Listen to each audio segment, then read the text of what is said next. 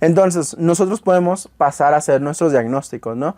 Podemos solicitar BNP, NT-proBNP, biometría hemática completa, pruebas de función hepática, la cinética de hierro, las pruebas de función tiroidea, los niveles de hemoglobina 1C y el perfil de lípidos. Y aquí tenemos un diagrama de lo que es el algoritmo propiamente diagnóstico de la ESC para la insuficiencia cardíaca. Sabemos primero que estamos ante una no presentación aguda. Y lo primero que tenemos que evaluar es la probabilidad de que este paciente tenga una insuficiencia cardíaca. Ante esta probabilidad tenemos que evidenciar la presencia de historia clínica de enfermedad arterial coronaria, como revascularización, que se le haya hecho a los pacientes, o que tenga antecedente de infarto o el miocardio.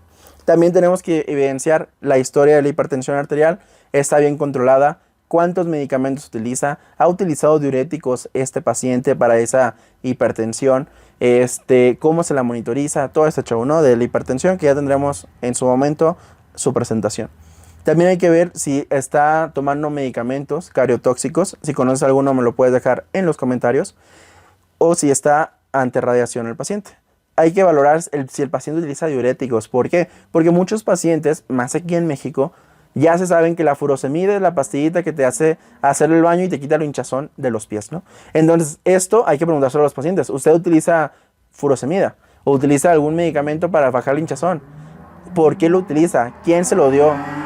¿Cuándo se lo indicaron? Todo eso lo tenemos que valorar. También los datos clínicos, que es la ortopnea, la disnea y la disnea paroxística nocturna. En su exploración física, pues vamos a tratar de identificar estertores, edema bilateral del tobillo, la presencia de soplos cardíacos, ingurgitación venosa yugular, o que tenga latido apical desplazado de forma lateral, ¿no?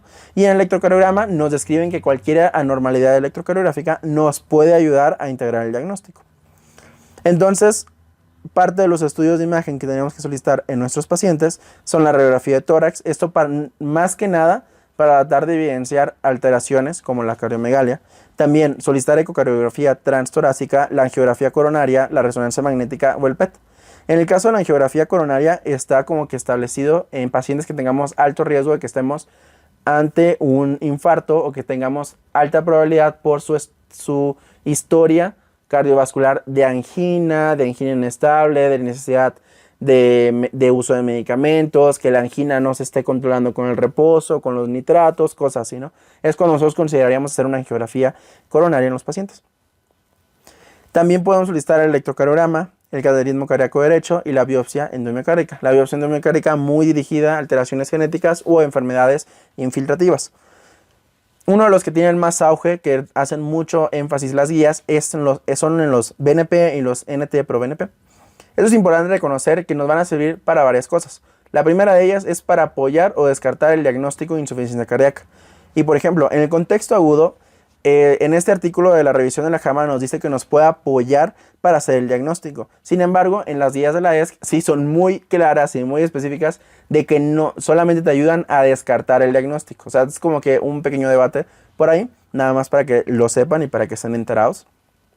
Los valores de NT-proBNP mayores de 450 en menores de 50 años nos pueden ayudar a hacer el diagnóstico, mayores de 900 de 50 a 75 años y mayores de 1800 en mayores de 75 años. Eso es importante relacionarlo, estas etapas, porque son cosas que suelen preguntar mucho por ahí. O sea, son cosas difíciles, pero que preguntan. Entonces, 450, 900 y 1800, si te das cuenta, se van duplicando. En menores de 50 años, después de 50 a 75 se duplican y luego otra vez mayores de 75 se vuelven a duplicar. Y el BNP mayor de 100, ¿no? Cuando tenemos valores por arriba de 400 tiene mayor especificidad de que estemos ante un contexto de una insuficiencia cardíaca aguda. Podemos nosotros descartar una insuficiencia cardíaca aguda si tenemos NT-proBNP menor de 300 o BNP menor de 50. Y podemos descartar una insuficiencia cardíaca crónica si tenemos un BNP menor de 35 o un NT-proBNP menor de 125.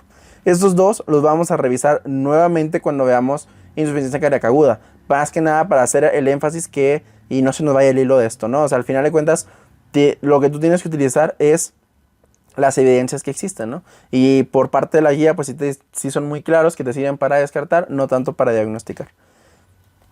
Por otra parte, el BNP y el NT-proBNP también nos va a servir para tratar de darle un pronóstico a nuestros pacientes y saber cuál es su riesgo real que van a tener. En el contexto de una insuficiencia cardíaca aguda, después de que nosotros egresemos a nuestro paciente o estemos en vistas de egresar a nuestro paciente, tenemos una reducción de su NT-proBNP menor al 30% del ingreso, esto quiere decir que el paciente tiene un aumento del riesgo de mortalidad y de readmisión por falla cardíaca. Mientras que en el contexto de una insuficiencia cardíaca de fracción de eyección reducida, cuando tengamos valores menor de 1000, nos habla de un buen manejo del paciente. Eso quiere decir que va a tener disminución de sus hospitalizaciones futuras, aunque es muy poco lo que se disminuye, y también una reducción de su mortalidad por causas cardiovasculares, obviamente, no porque lo vayan a atropellar algo ahí por afuera de la calle, ¿no? Eso es muy importante también saberlo. También tienes que saber que todo esto va a ser o va a estar modificado por factores.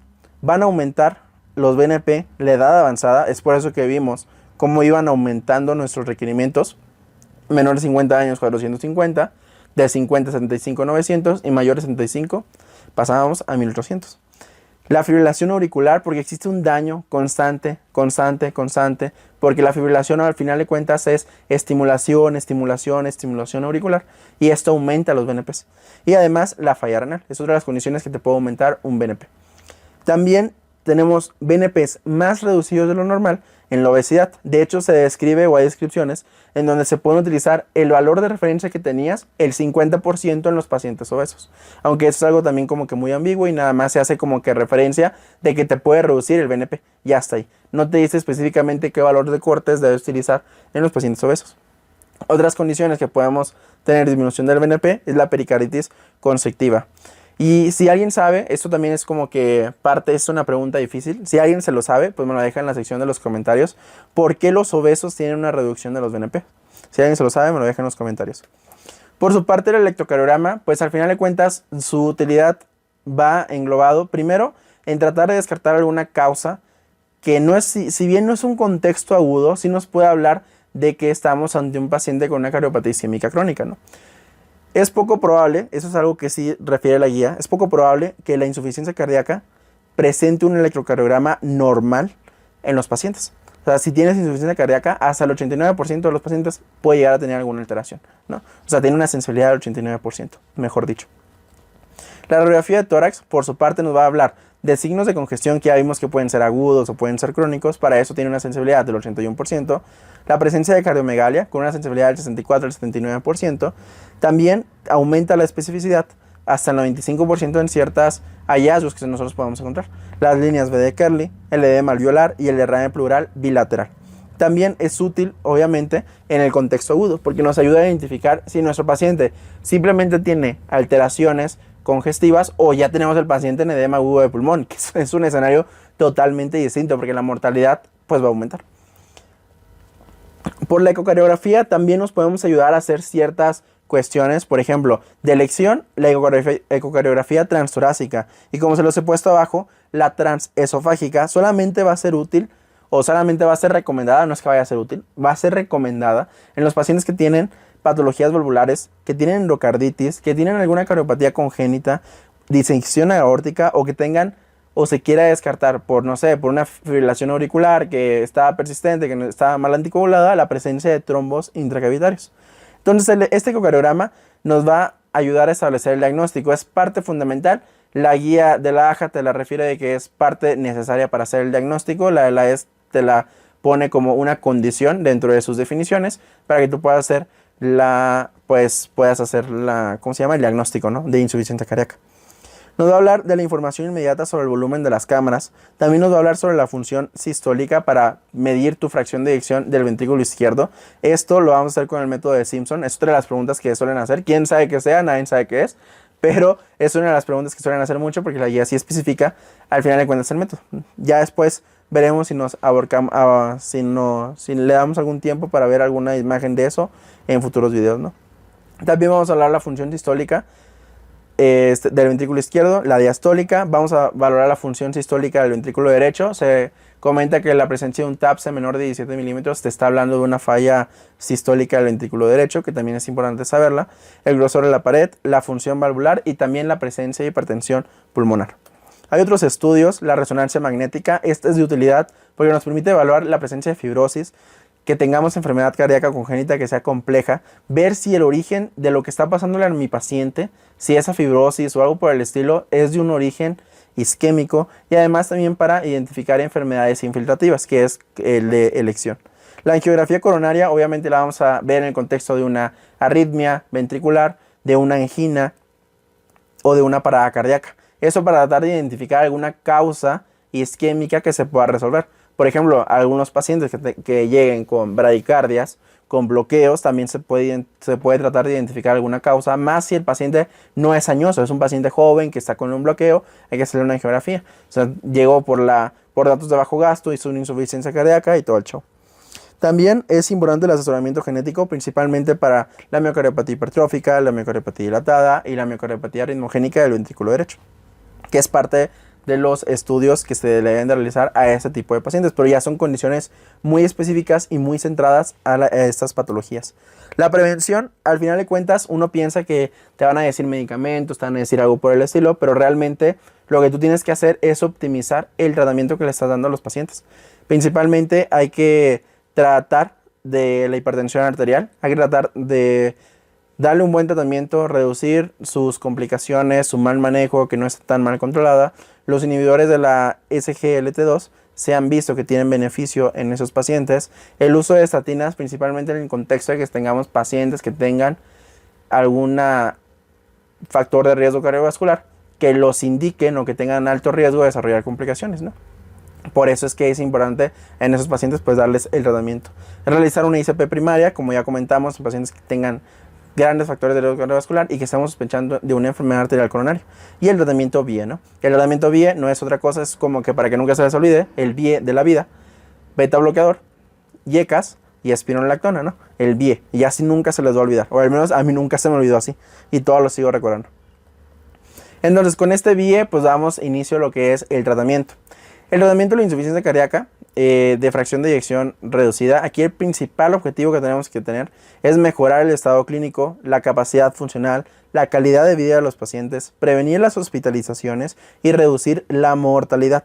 El tratamiento va a incluir algunos de los siguientes medicamentos: los YECA o los ARA2, los bloqueadores beta, los antagonistas del receptor mineralocorticoide, los INRA, los bloqueadores del canal FONI, la hidralacina y el nitrato de isosorbide, o sea, los vasodilatadores, los diuréticos y la digoxina. Si bien no vamos a hablar de la digoxina, solamente hacer un énfasis de que la digoxina pues en estos pacientes está recomendada principalmente cuando nada ha servido. Es una de las indicaciones. Cuando nada ha servido, el paciente sigue con alteraciones. Y la otra en el contexto de la fibrilación auricular. Es también, o sea, una fibrilación auricular que tenga insuficiencia cardíaca, la digoxina puede ser de utilidad. El primer medicamento del que vamos a hablar son los YECAS o los ARA2.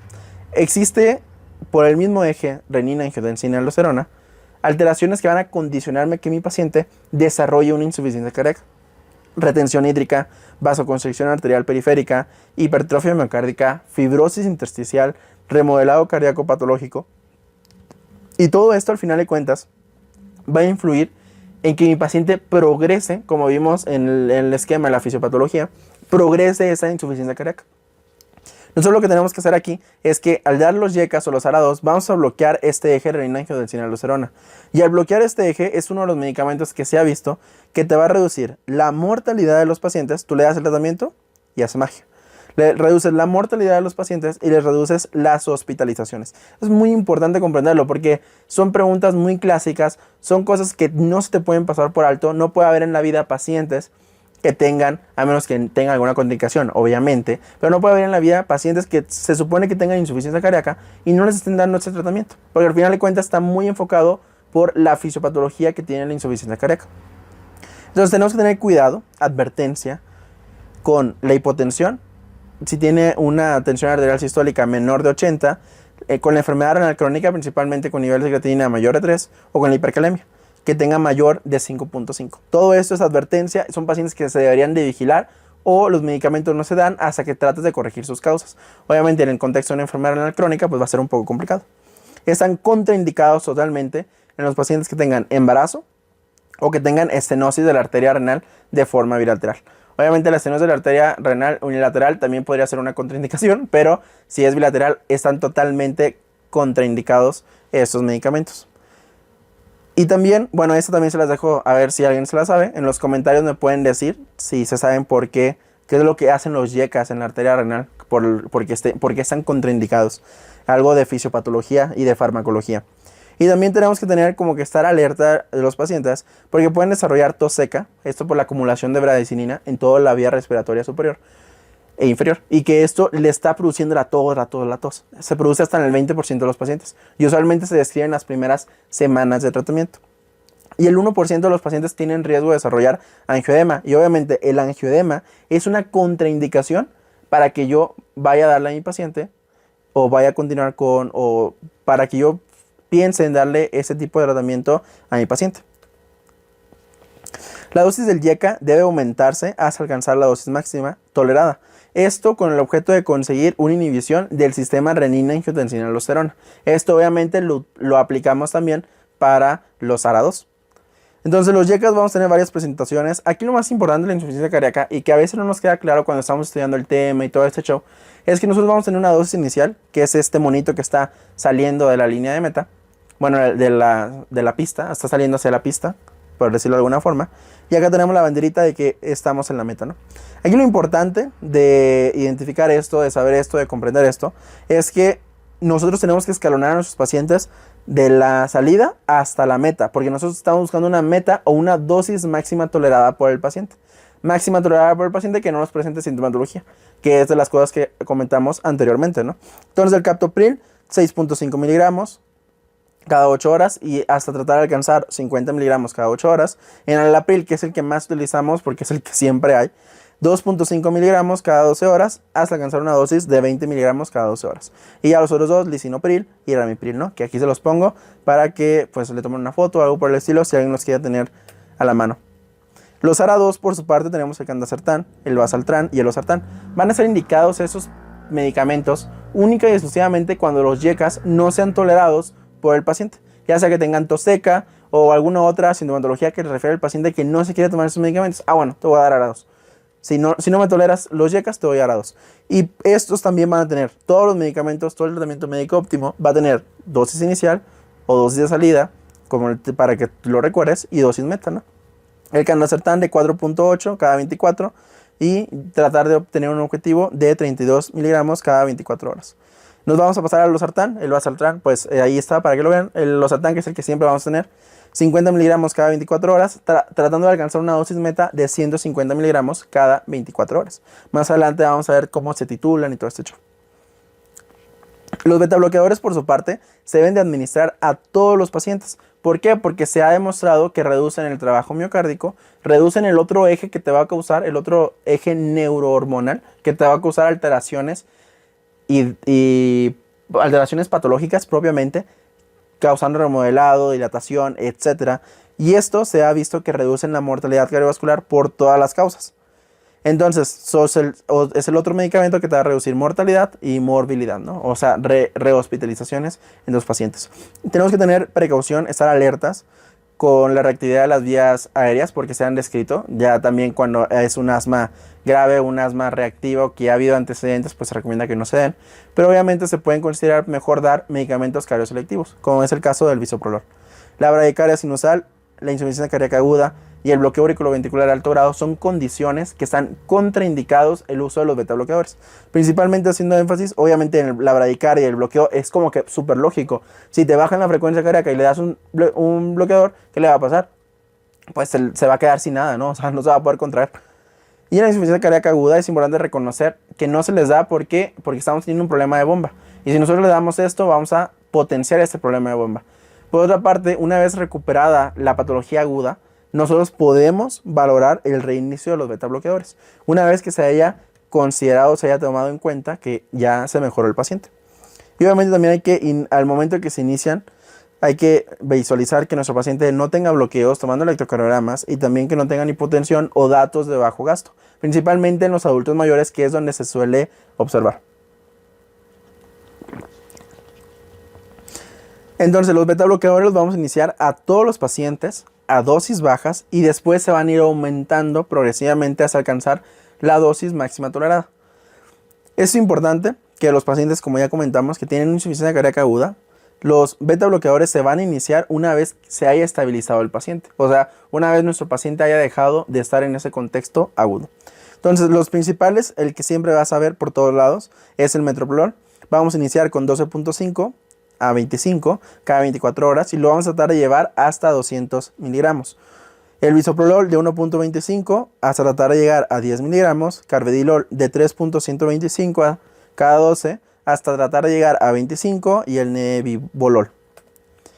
Los siguientes son los antagonistas del receptor mineralocorticoide, que es parte de tu vida, ¿no? O sea, para que nunca se les olvide. Aquí tenemos la espironolactona y la eplerenona. Van a contribuir con su granito de arena tratando de bloquear el eje renina-angiotensina-aldosterona. Y además van a tener cierta potencia diurética que te puede ayudar a mejorar la sintomatología de los pacientes. Van a reducir la mortalidad del 15 al 30% y van a reducir las hospitalizaciones del 15 al 40%. Es importante tener precaución con estos porque al ser ahorradores de potasio, si tienes una hipercalemia, pues te va a producir más hipercalemia. También están contraindicados si tenemos una creatinina basal mayor de 2.5 o una tasa de filtrado glomerular menor de 30 mililitros. Eso es importante también saberlo. Se van a indicar cuando la FEBI sea menor del 35% o que estemos ante una clase funcional NIHA 2 a NIHA 4, pese a un tratamiento óptimo a dosis máxima tolerada con beta bloqueador y IECAS. Entonces, tenemos dos tipos, ¿no? La espironolactona y la eplerenona. La espironolactona se le va a dar una dosis inicial de 25 miligramos cada 24 horas. Y vamos a tratar de llegar a una dosis objetivo de 50 miligramos cada 24 horas. Por su parte, la eplerenona va a ser de 25 cada 24 horas a 50 miligramos cada 24 horas. Por otra parte tenemos los INRA, que son los de la nelipresina y todo ese show.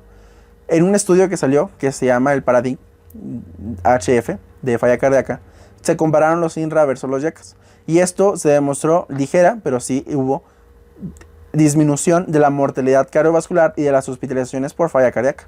Esto lo que hacen es que van a inhibir la neprilicina y esto al inhibirla va a ralentizar la degradación de los péptidos natriuréticos, de las bradicininas. Si nosotros reducimos o más bien tratamos de aumentar la vida media de estos péptidos, vamos a aumentar la diuresis, la natriuresis, la relajación miocárdica y el antirremodelado. Son los efectos beneficiosos que se han visto con esos medicamentos. Y además de que estos péptidos van a inhibir la secreción de renina y de aldosterona. Entonces todo te sirve, ¿no? Al final de cuentas, estos están utilizados y se ha visto en estos estudios que pueden llegar a reducir la mortalidad y las hospitalizaciones en los pacientes. Van a ser las mismas condiciones que en el caso de los IECAS. No se les va a dar si tienen hipotensión o tienen antecedentes de angioedema. También van a estar contraindicados en el caso del embarazo y de la estenosis de la arteria renal bilateral. Aquí vamos a tener de los INRA, alsacubutrilo, valsartán. Y esto vamos a recomendarlo en los pacientes para sustituir los IECAS en pacientes ambulatorios con fracción de eyección reducida que siguen sintomáticos, pese a recibir el tratamiento médico óptimo. Y la dosis inicial va a ser de 49 a 51 miligramos cada 12 horas, tratando de alcanzar una meta de 97 a 103 miligramos cada 12 horas. El siguiente vamos a tener el bloqueo del canal o los bloqueadores del canal IF o del canal FONI, que es un canal de sodio, ¿no? Aquí vamos a tener principalmente la ivabradina. Esta lo que va a hacer es que va a inhibir la actividad del marcapasos del nodo sinusal, bloqueando pues la corriente FONI. ¿Esto qué hace? Pues disminuye la frecuencia cardíaca, la contractilidad miocárdica, la conducción intracardíaca sin afectar o sin tener los efectos deleterios de los beta bloqueadores, porque no afectan sobre la presión sanguínea. Pueden tener, o las consideraciones o las advertencias que debes tener, es que tienen riesgo de tener visión borrosa transitoria. Y obviamente no se les tiene que dar a los pacientes que tengan bradicardias, que tengan bloqueos de alto grado y también si tienen una disfunción hepática severa. Esto se ha visto en los ensayos, todo ese show, que sí reducen la mortalidad y las hospitalizaciones de los pacientes. Los bloqueadores, vamos a tener la ivabradina, como ya comentamos, los vamos a dar en los pacientes que se encuentren con una FEBI menor al 35%, que tengan ritmo sinusal, porque si no están en ritmo sinusal, o sea, están en FA o algo por el estilo, no va a servir este medicamento, y que tengan una frecuencia cardíaca mayor de 70 latidos por minuto a pesar de dar el tratamiento médico óptimo. Otra indicación es en los pacientes que no toleran los beta bloqueadores. Se les puede dar, si están en ritmo sinusal, la ivabradina. Entonces la dosis inicial es de 5 miligramos y vamos a tratar de buscar una dosis de 7.5 miligramos cada 12 horas. Otro de los medicamentos que podemos utilizar es la hidralazina más el dinitrato de isosorbide. Esto va a producir una vasodilatación mediada por el óxido nítrico y los podemos considerar en los pacientes de raza negra que tengan síntomas persistentes con una FEBI menor del 35% pese al tratamiento óptimo. Y aquí tenemos la hidralazina, el dinitrato de isosorbide y la combinada. La hidralazina vamos a iniciar con 25 cada 8 buscando una meta de 75. El dinitrato de 20 tratando de buscar una meta de 75 y la combinada de este lado la hidralazina y de este lado el dinitrato de isosorbide. Los diuréticos por su parte, estos medicamentos no alteran como tal la mortalidad de los pacientes, las hospitalizaciones de los pacientes, pero sí reducen la sintomatología de los pacientes, que es una de las cosas que también suelen preguntar mucho y que obviamente va a ser uno de los manejos que le tenemos que dar o que tenemos que tener muy en cuenta con nuestros pacientes. Entonces se van a utilizar para los síntomas congestivos cuando tengamos un edema que es muy resistente a nada más los diuréticos de ASA, se pueden combinar con las tiazidas y el objetivo de ese tratamiento es mantener la euvolemia con la dosis más baja posible. Y entonces pues tenemos varios, las tiazidas y los diuréticos de ASA. El principal que vamos a ver en todos lados es la furosemide. Iniciamos con 20 a 40 miligramos y tenemos una dosis diaria normal de 40 hasta podemos llegar a 240 miligramos. Hay medicamentos que no han mostrado beneficio si estamos hablando en el contexto única y exclusivamente de falla cardíaca. Las estatinas, los anticoagulantes orales, los antiagregantes y los inhibidores de la renina. Obviamente las estatinas en la cardiopatía isquémica van a servir. Por eso hablo solamente en la falla cardíaca. Los anticoagulantes orales, si tiene FA, se les tiene que dar a los pacientes, más valorando su riesgo de Chat-Vasc. Ya veremos en otro momento fibrilación auricular. Y los antiagregantes obviamente también aquí en el contexto de una cardiopatía isquémica. Hay medicamentos que son perjudiciales, las glitazonas y los bloqueadores de los canales de calcio. Son los que no podemos darle a nuestros pacientes. Hay dos medicamentos que están en estudio, los SGLT2. En ese estudio que se llama DAPA, de falla cardíaca, no se establece como tal el mecanismo por el que disminuyen o por el que tienen efectos beneficiosos sobre los pacientes, pero sí se ha visto que tienen o que actúan sobre el metabolismo miocárdico, reducen la fibrosis y reducen la inflamación. Y todo esto obviamente pues reduce este descontrol que existe a nivel miocárdico y que te va a desarrollar una falla cardíaca. También aumentan o producen natriuresis, pérdida de peso y reducción de la presión arterial. Y todo esto pues es un granito de arena para los pacientes. Antes, de hecho en la guía de la ESC, te refieren de que los pacientes que tienen diabetes mellitus tipo 2 debes de considerar el uso de los SGLT2. Pero ya se ha visto y hay varios estudios que están tratando de implementar el uso de los SGLT2 en pacientes sin diabetes. Entonces, para ellos, para tratar ver qué otros efectos puedan llegar a tener. Por otro lado tenemos el Vericiguat, no sé si se diga así, la verdad, pero pues ahí está, el Vericiguat, ahí lo pueden ver. Este es un estimulador de la guanilato ciclasa que va a aumentar la actividad del segundo mensajero del CGMP, el cual lo que va a tener es que hay acciones cardiovasculares, renales y metabólicas. Esto se ha visto que va a reducir las hospitalizaciones en los pacientes en el estudio Victoria, pero no, o en el ensayo clínico Victoria, más bien, yo creo que así se debería decir, pero no tanto en la mortalidad.